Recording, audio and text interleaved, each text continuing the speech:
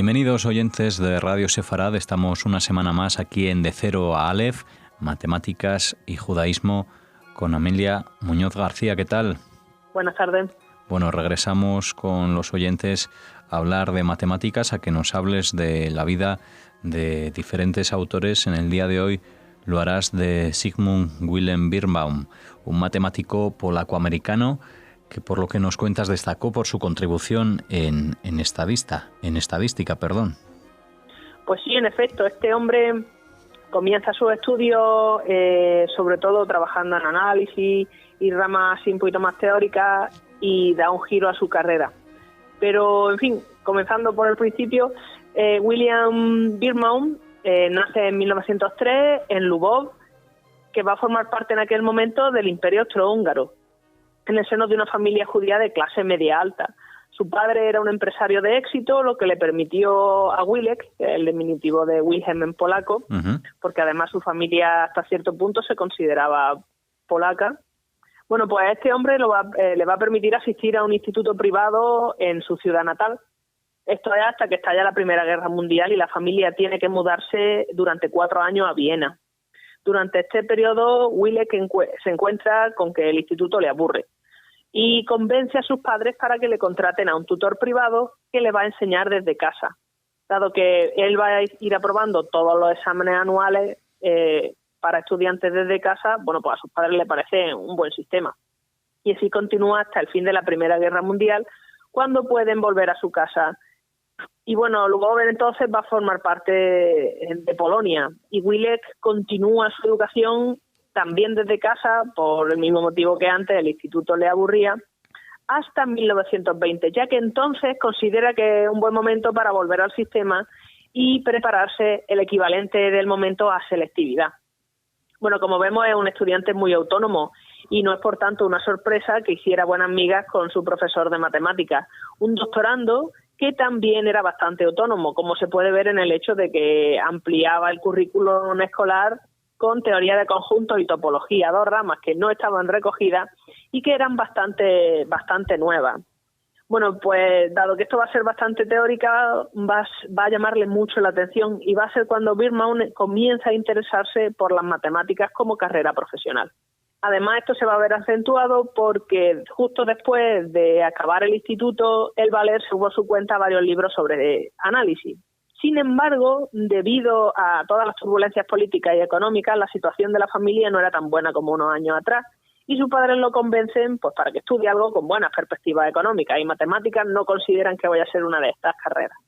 Birnbaum va a intentar enrolarse tanto en la Facultad de Medicina como en la de Ingeniería, y en ambos casos lo van a rechazar. En la primera, por haberse visto ya superada la tasa de estudiantes judíos que podía haber en la Universidad de Lvov, que era, si yo mal no recuerdo, 1.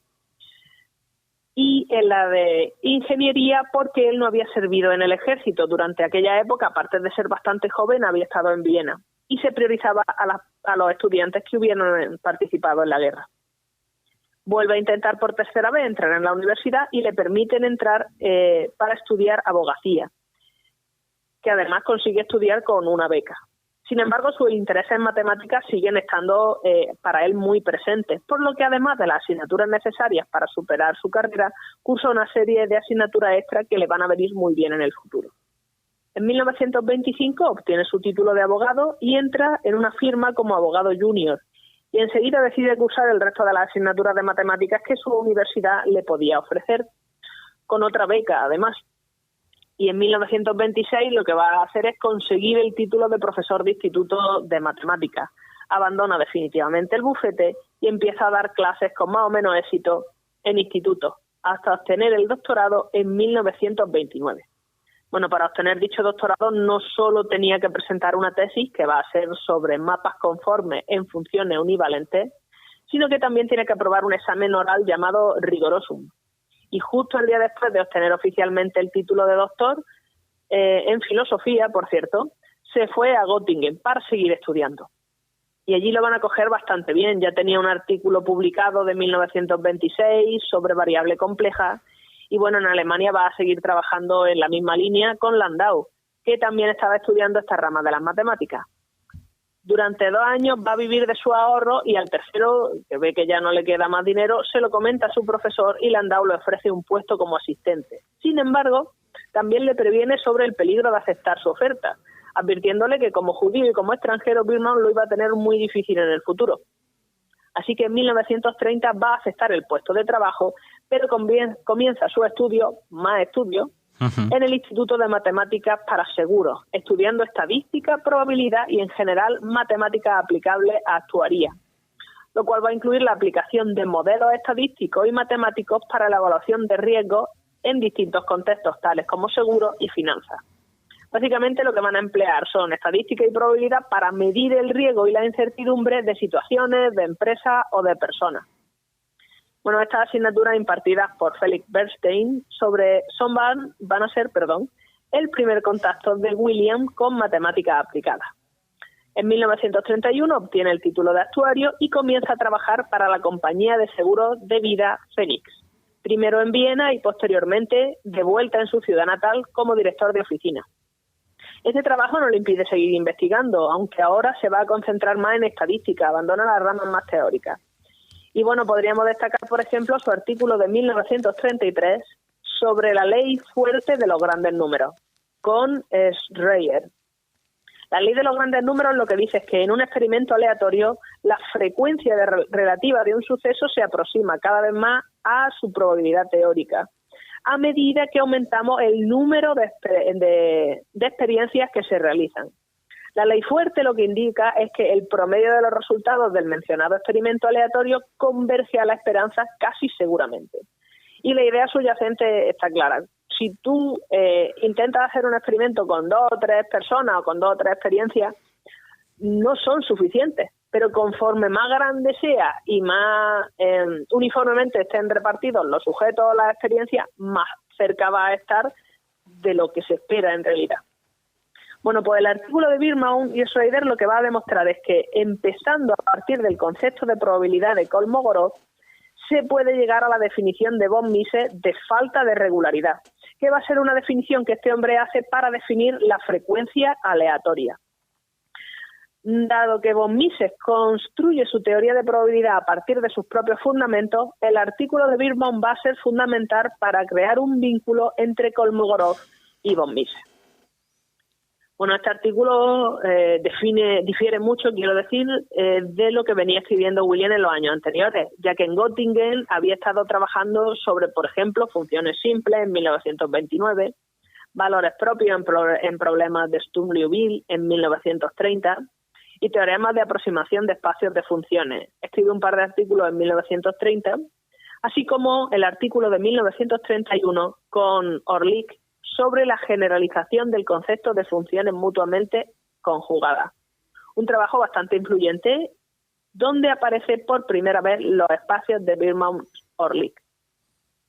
Todo esto va a ser análisis teórico. Entonces nos encontramos de nuevo con un matemático que va a empezar trabajando en un campo muy teórico y que en un momento determinado va a dar un giro a su carrera, de tal modo que la rigurosidad característica del primer periodo aparece en el segundo, ayudando en general a subir el nivel de la estadística probabilidad de un poquito menos teórica a mucho más teórica, que es lo que se está trabajando en ese momento y se continúa trabajando hasta ahora.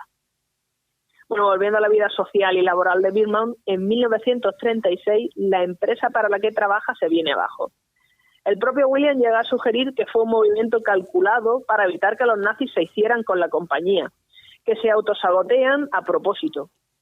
Bueno, sea como sea, Birnbaum se vuelve a encontrar buscando trabajo y una escapatoria a la situación en Polonia. Él lo va a conseguir, no va a ser así sus padres y su hermana. En 1937 consigue un visado para Estados Unidos que le va a proporcionar un primo suyo que tenía contacto en un periódico muy influyente. Lamentablemente, el resto de la familia se ve obligada a quedarse y mueren en el campo de concentración Bergen-Belsen. Birnbaum busca cada vez más desesperadamente un trabajo. Sus ahorros no van a ser eternos y en Estados Unidos no tener trabajo y encima no estar familiarizado con la cultura, para él empieza a ser un problema. Retoma el contacto con matemáticos de Göttingen que, como bien sabemos, estaban llegando en grandes cantidades. Por ejemplo, va a hablar con su antiguo profesor, Felix Bernstein, que lo va a contratar para escribir crítica en la recién fundada Mathematical Review.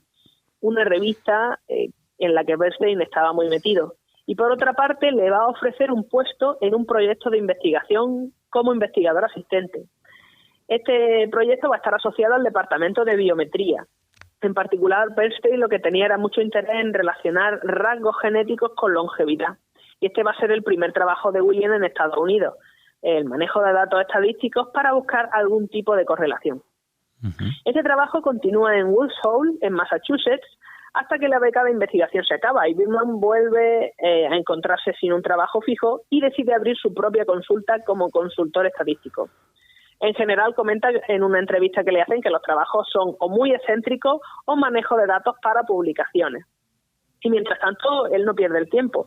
Se prepara aún más asistiendo a seminarios como el que imparte Hotelin sobre estadística, hasta que por fin lo contratan en la Universidad de Washington, donde pasa la friolera de 35 años trabajando. Entra como profesor asistente y va a ir ascendiendo hasta profesor de pleno derecho y jefe de departamento. Y no es para menos, él logra con éxito construir el departamento de estadística. Consigue que se apruebe la creación del grado de estadística y probabilidad en la Universidad de Washington y crea el laboratorio de investigación.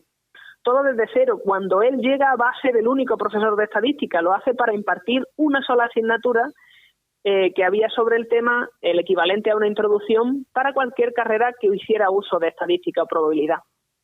Bueno, otro aspecto a destacar de su periodo en Washington va a ser el hecho de que es contratado por la Oficina de Investigación Naval para llevar a cabo una serie de estudios a partir de finales de los años 40, así como estudios conjuntos con miembros del Centro Nacional de Estadística en 1965, por ejemplo, sobre enfermedades raras o sobre mortalidad infantil. Y además, durante la década de los 50 y de los 60 va a trabajar con la empresa Boeing en los laboratorios de investigación científica, estudiando la fatiga de los materiales. También es interesante señalar que no va a pasar todos los años en Washington. Por ejemplo, en 1960 le conceden la beca Guggenheim y en 1964 la Fulbright. Y ambas las va a emplear para pasar años trabajando en otras universidades, concretamente en la Sorbona y en la Universidad de Roma. Los intereses de Birman también incluían los riesgos competitivos, sobre el cual escribe un informe muy conocido al respecto en 1979. Así como un importante trabajo editorial para los anales de las matemáticas estadísticas, una de las revistas más importantes sobre el tema.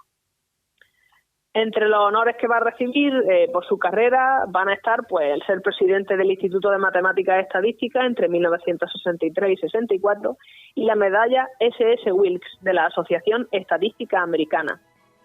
Birman trabaja durante muchísimos años y después de retirarse continúa también trabajando un poco más. Y de hecho él dice que no le hace ninguna gracia porque trabajar como profesor, aunque al principio de su carrera no fue lo que más le gustaba, al final sí que es algo que le interesa mucho. Y después de unos cuantos años de retiro va a morir en Seattle en el año 2000. Bueno, pues ahí terminó su vida justo a las puertas del cambio de siglo. Y muy interesante, la verdad, la vida de este matemático que se le podría llamar como el gran estudioso, ¿no? Tocó muchos aspectos de la vida y se interesó por diversas disciplinas, como nos contaba Amelia. Esta es uno de los ejemplos de los personajes que nos trae aquí a este de Cero a Aleph. Les invitamos a que regresen con nosotros en un nuevo programa de matemáticas y judaísmo. Muchas gracias, Amelia. Muchas gracias a ustedes.